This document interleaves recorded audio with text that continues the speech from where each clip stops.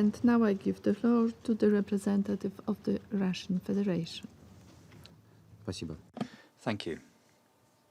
Madam President, we thank the Special Representative of the Secretary-General on Somalia, James Swan, for his comprehensive briefing on developments in that country. We also thank the Special Representative of the Secretary-General on Sexual Violence in Conflict, Pamela Patton, the Special Representative of the African Union Mission, Mr. Madeira, as well as Amina Aral for their information. We agree that the political situation in Somalia remains fragile.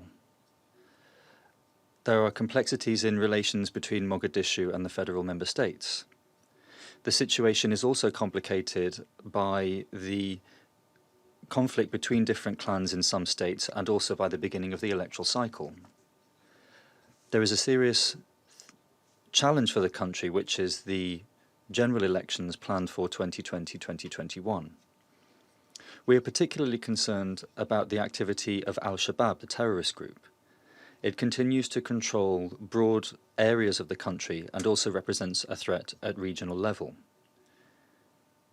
In Kenya, the terrorists have virtually been able to establish a fully fledged independent cell. We are also extremely concerned by Al-Shabaab's incursions and use of improvised explosive devices. Our delegation specifically asked for a separate briefing at today's meeting by the director of the UN's Mine Action Service on the threat from such devices in Somalia. We regret that the director was not able to satisfy our request. We welcome the certain successes that have been made in joint military operations between the Somali Armed Forces and AMISOM against Al-Shabaab in South Shabelle. These activities should be continued. We are convinced that to cut off the terrorist threat, there is a need for effective joint work to establish a unified national security architecture. The main thing is to guarantee gradual transfer of responsibility for security in the country into the hands of Somalis themselves. We hope that this process will be carried out in consistency with existing plans and will also take into account the specific developments on the ground. AMISOM continues to play a key role in the fight against security challenges in Somalia.